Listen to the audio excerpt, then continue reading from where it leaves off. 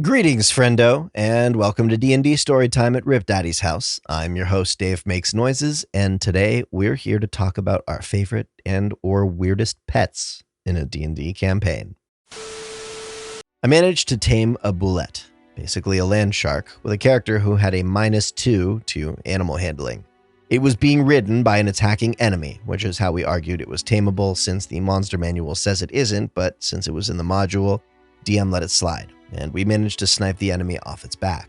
It was pretty injured, and one of my arrow shots ended up hurting its leg, which made it fall over. It eventually went unconscious, and we managed to haul it back to the airship we were borrowing. We fashioned a makeshift cage for it, then let it sleep for a while my character, a baker, decided to make treats for it to try and train it with. We stacked buff spells, help actions, and inspiration on top of my already high skill modifier for the baking check, and ended up with something like a 34? We named the Bulette Bagel, and he was a very good boy. Don't recommend taming with this method, though. In my first ever session, we met a blacksmith with a pet Bulette named Mr. Butters. Me being me, I asked to pet him. DM said he'd probably bite my hand off. I persisted. The DM sighed and said roll for animal handling. I rolled my first ever nat 20. I was the only person, other than Ivan the blacksmith, who had ever pet Mr. Butters. May he rest in peace. In one campaign I played in, my oldest son played a character named Flexington. This guy's whole shtick was he liked to flex his huge muscles. All the time, for no particular reason. Standing around waiting for dinner? Flex. Middle of combat? Flex. Going to bed? Flex. Just woke up? Flex.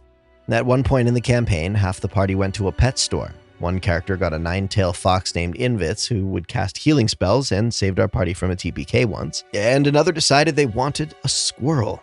I still don't exactly remember how it happened, but the character who bought the squirrel ended up giving him to Flexington, who named it Squirrelington and taught it to lift weights. Had the buffest damn squirrel in the world, and when Flexington would flex, so would Squirrelington. My high-level sorcerer created a custom homunculus to serve him. It was basically a winged cat with a large sapphire in its forehead, an orange gemstone, a garnet, in its chest, and a yellow one, a citrine, in its stomach. Each gemstone granted it a once-per-day innate spell. The sapphire granted legend lore, the orange gem granted erupting earth, and the yellow gem granted call lightning. Its name was Sylvire, all Y's pronounced as I. I assume that I pronounced those Y's correctly. She mostly stayed out of combat, providing spying and information gathering services. After a dungeon underneath a city that had a big bad evil guy using different animals / fey creatures / minor monsters attack us, the druid of our group found the room of all the caged creatures and let them free. On our way out, we found a small pack of 4 blink dogs. They ran, and the druid wild-shaped into a mastiff and followed them. The druid caused such a scene chasing them that the guards were called, and she eventually lost the pack. I tried to help by casting Fly on myself and looking for the pack from above. I found them, and on my way to them, I spotted a meat vendor. So I bought an entire stick of meat to entice the dogs. I was then given an animal handling check at advantage for thinking about the meat stick, and I got a natural 20. The pack was super happy and followed me while I ran back to my group, tearing off hunks of meat to throw back at the blink dogs to entice them.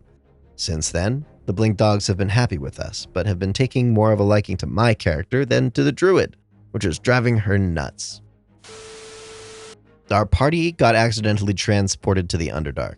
Came across all manner of horrible things, but at one point we happened upon a cavernous area full of giant mushrooms. In one corner, we found a herd of Rothae. My character bravely walked out into the center, and after scoring a high roll on animal handling, the DM described the scene like a Disney princess being flocked by all her animal friends. Meanwhile, another player was tripping after eating 5 different unidentified mushrooms in one go. He immediately started yelling at all the creatures, and they scattered in fright, all except one, a calf who was hiding behind my character. She tied a rope around it and dubbed it Fluffy. She then dragged it along with her for the rest of the adventure. Fluffy never seemed too upset about being basically kidnapped and enjoyed a lot of pets for my character. She wasn't the best pet owner, but luckily she had a butler who actually took care of the beast's needs. In a similar vein, the same character had found a baby owl in her pack in Session 1 and dubbed it Mr. Snuggles. Unfortunately, the bird fell into a teleporter, and she never knew what happened to it. Come the epilogue, and the DM described how, while out in a market, a fully grown owl suddenly swooped down and started preening her head. It was the very same owl that had been missing the entire campaign. So that character had a knack for acquiring baby animals despite not being nearly responsible enough for them. I was playing a Battlesmith Artificer and made my Steel Defender into the Robot Unicorn from Robot Unicorn Attack. I rode it into battle as a mount and would occasionally play the song from the game for fun when I did stuff. Always, I want to be with you and make believe with you and dream of harmony, harmony always.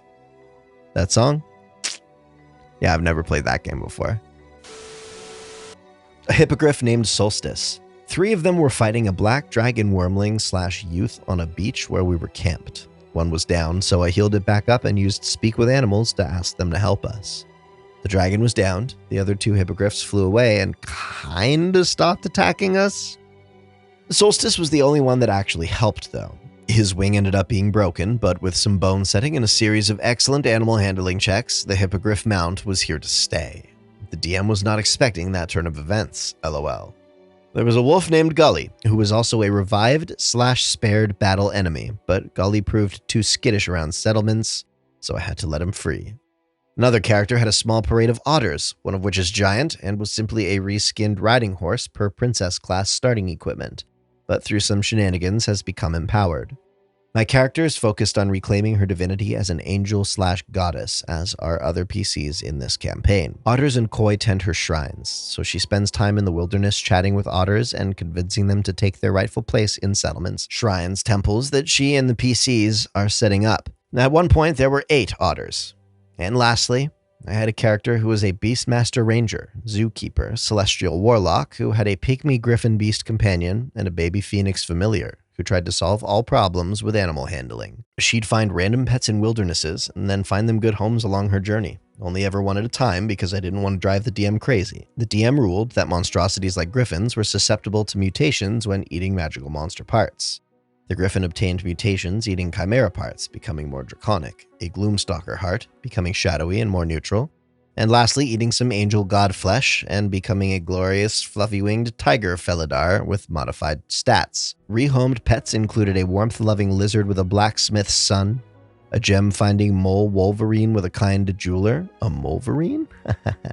A kitten that looked like her own shifter form for her long-distance lover, and a roly-poly shadow bird that would eventually grow to giant owl size that became a party member's familiar, and a shy street kitten given to a helpful assassin to ease his homecoming.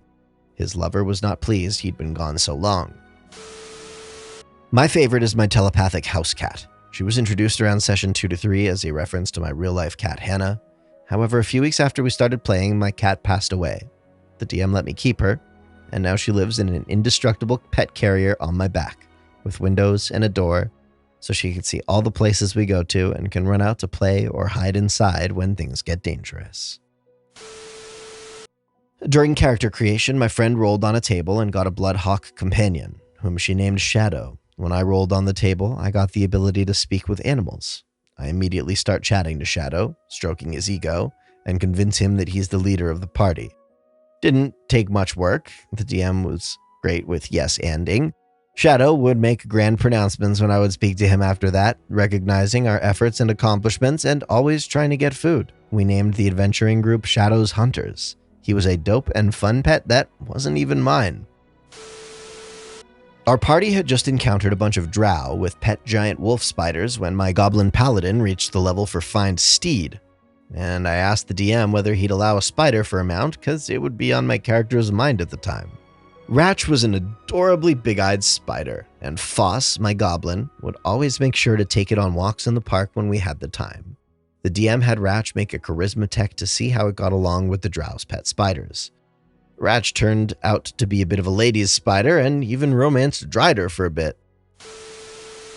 I was running a campaign based loosely on Persona 4 and wanted to have my version of Teddy to be a fun character who I can give tutorials/exposition through if needed. One of the PCs had a bunch of stuffed animals, which they brought one with them into the other world where all the magic happens. So I had it come to life. Enter Basil, the pink stuffed platypus. He is not very smart and basically useless in combat, but he's friendly and happy to at least try to help. The players discovered very quickly that he could not swim despite being a platypus. His plush body filled with water and got soaked. Never had to worry about food or air, though.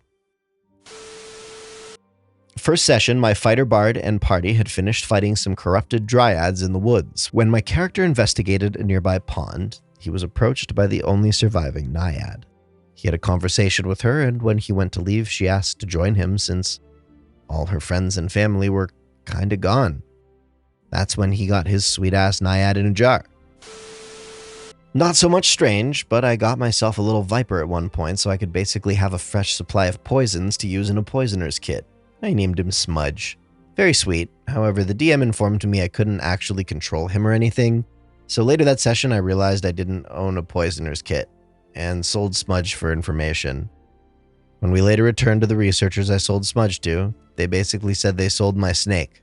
I wasn't a big fan of those researchers in the end. Our half-elf sorcerer wizard who befriended a squirrel that turned out to be the blood goddess, and he soon became her champion. Well, weary wanderer, we find ourselves at the tail end of yet another journey, and I'd like to thank you for not breaking up the party until the end of the video. If you would like to tell us about your favoriteest or weirdest D&D pet, you may do so in the comments section below. If you would like to share another story with the community, please do so on our official subreddit, r/MrRipper, where we cultivate stories just like these for videos just like this one. If you're looking to start weaving some adventures of your own, you may have some luck finding a group to play with at MrRipper's Group Finder Discord server. A Discord server Mr. Ripper and company built from the proverbial ground up to, you guessed it, help you find a group to play tabletop games with. Anyways, I hope this week that you are staying safe while the entire world continues trying to undo itself around you. If you'd like more of this action, you can find me on TikTok, Instagram, and Twitch at Dave Makes Noises. Thanks again for watching. Please sub for Nat 20s, and we hope to see you next time.